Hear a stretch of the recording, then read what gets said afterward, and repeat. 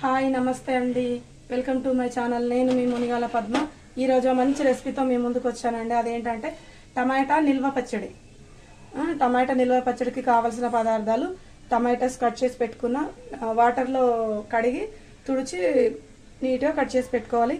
తర్వాత దానికి కప్పు నిండా చింతపండు పడుతుంది, దాంట్లోకి సరిపడేంత వెల్లుల్లి అండ్ జీలకర్ర, ఆవాలు, తర్వాత మెంతులు, ఇవన్నీ మనం వేయించుకుందాం. ఒకసారి స్టవ్ వెలిగించి ప్యాన్ పెట్టేసుకున్నా, కొంచెం వేపుతున్నాను. జీలకర్ర పడుతుంది, బాగానే పడుతుంది.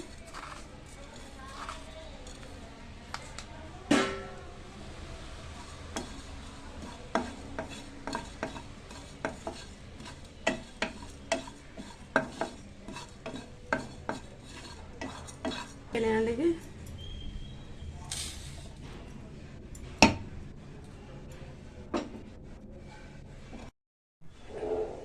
ఓకే, అవి వేగిపోయినాయండి. మళ్ళీ కొంచెం ఆయిల్ వేసేసుకొని టమాటాస్ ఉన్నాయి కదా, టమాటాస్ ఉడికిద్దాము. ఇప్పుడు టమాటాస్ ఉన్నాయి కదా, ఇవి వేసి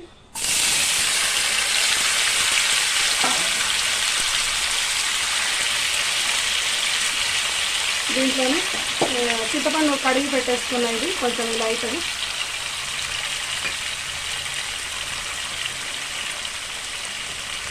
ఇందులో కొంచెం పసుపు వేసుకున్నాం, కొంచెం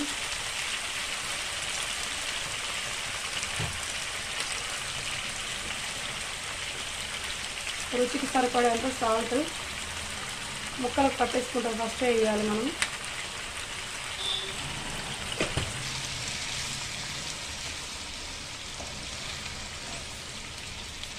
ఇది కాసేపు మనం మగ్గనిద్దాం,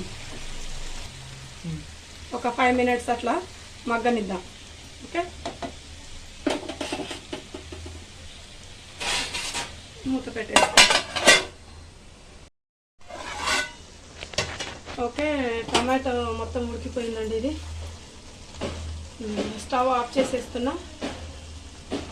ఇప్పుడు ఇది కారం చాలా ఉంటుంది. ఇక నేను ఇంత వేస్తున్నాను. నార్మల్గా అయితే తక్కువ ఉంటే మాత్రం ఇంకొంచెం ఎక్కువ వేసేసుకోవచ్చు. ఇందులో సరిపడినంత వేసుకోండి. దీంట్లోకైతే ప్రజెంట్ ఇంతే పడుతుంది, సో అందుకే ఇంతే వేసేస్తున్నా.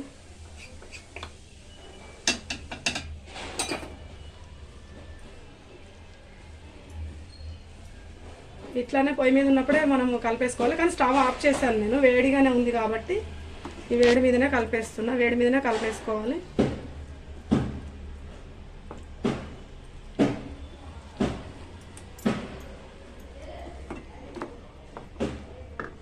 దీంట్లో సరిపడినంత అన్నాను కదా, ఫస్ట్ 2 spoons వేసా.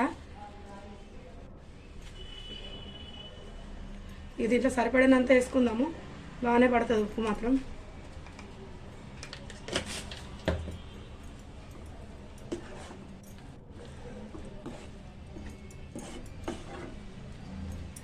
ఓకే, దీన్ని మనం ఇప్పుడు చల్లారనిద్దాము, కాసేపు చల్లారని.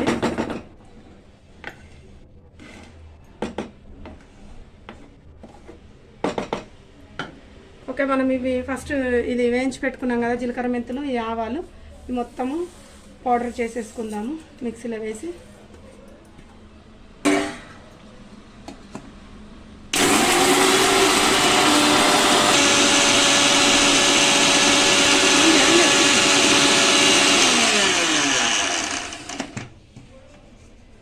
ఓకే అండి, ఇది పౌడర్ అయిపోయింది. సో ఇక దీంట్లోనే ఈ వెల్లుల్లి ఉన్నాయి కదా, ఈ వెల్లుల్లి కూడా వేసేసుకుందాం.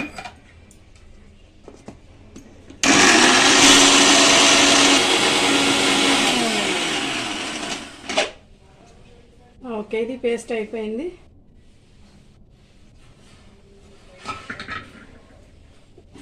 కూడా దీంట్లోనే ఈ పేస్ట్ అయిపోయింది.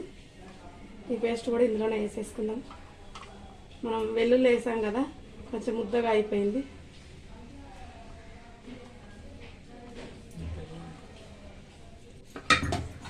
ఇప్పుడు దీన్ని మొత్తం కలుపుకుందాం.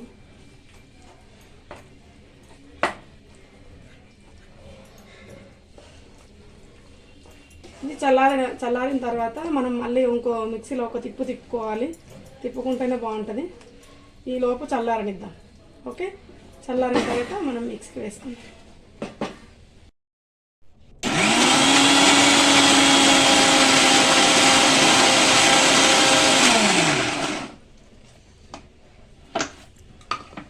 ఆల్రెడీ అంత పట్టేసి పెట్టాను,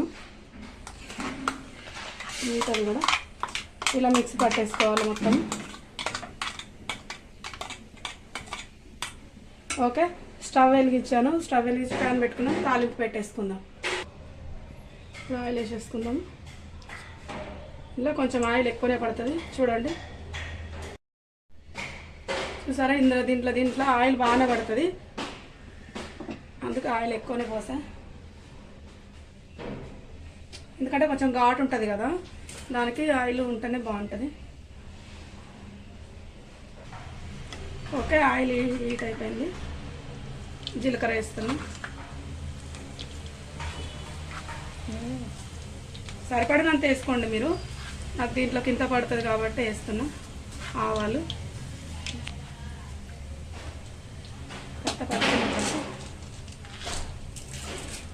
తాలింపులోకి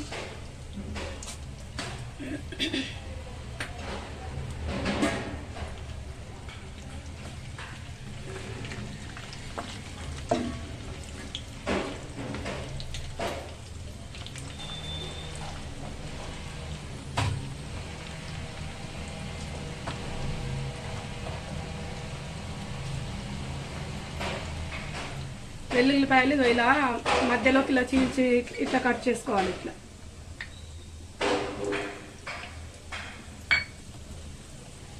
ఎండుమిర్చి,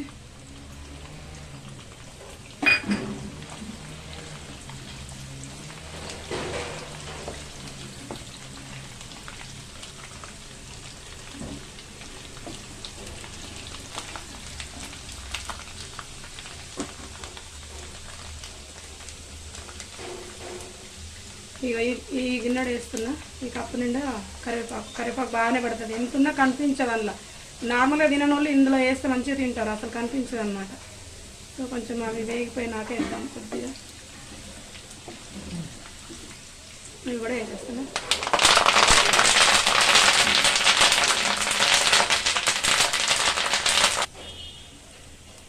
చూసారు, ఇది ఇంగువ కూడా వేసేస్తున్నా. 1 టీ స్పూన్ అనుకో.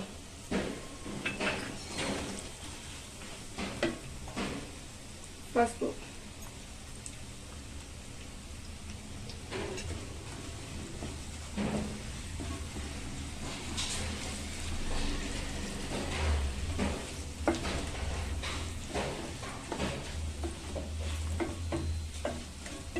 వేగిపోయింది. Stove off చేసేస్తున్నా.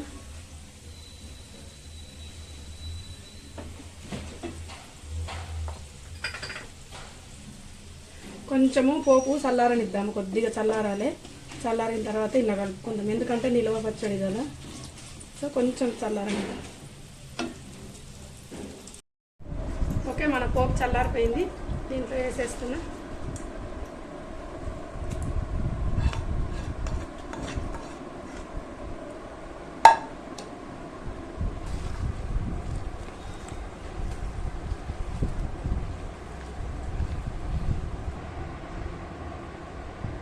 చూసారా అండి మన పచ్చడి ఎంత బాగుందో. ఇది వేడివేడి అన్నంలోకి అయినా, ఇది నిల్వ పచ్చడి 3 months వరకు కంపల్సరీ ఉంటుంది. మీరు బయట పెట్టినా సరే, ఫ్రిడ్జ్లో పెట్టినా సరే ఇంత పాడవకుండా ఉంటుంది. కాకపోతే మనకు అవసరం ఉన్నంత చిన్న బౌల్లో తీసుకోవాలి, మిగిలింది అన్నిట్లలో చేతులు పెట్టకుండా అట్లనే పక్కకు పెట్టేసుకుంటే, నేను ఇది ఓ గాజు కంటైనర్లో అయినా సరే, లేదా ప్లాస్టిక్ బాటిల్స్ అయినా సరే, దేంట్లో అయినా సరే వేసి మనము స్టోర్ చేసి పెట్టేసుకోవచ్చు. సో వేడివేడి అన్నంలోకైనా, ఇడ్లీ దోశలకైనా, దేనికైనా ఈ చట్నీ చాలా బాగుంటుంది. అసలు ఎంత బాగుందో చూడండి, కలర్ఫుల్గా. చూసారా? ఓకే, నచ్చిందా?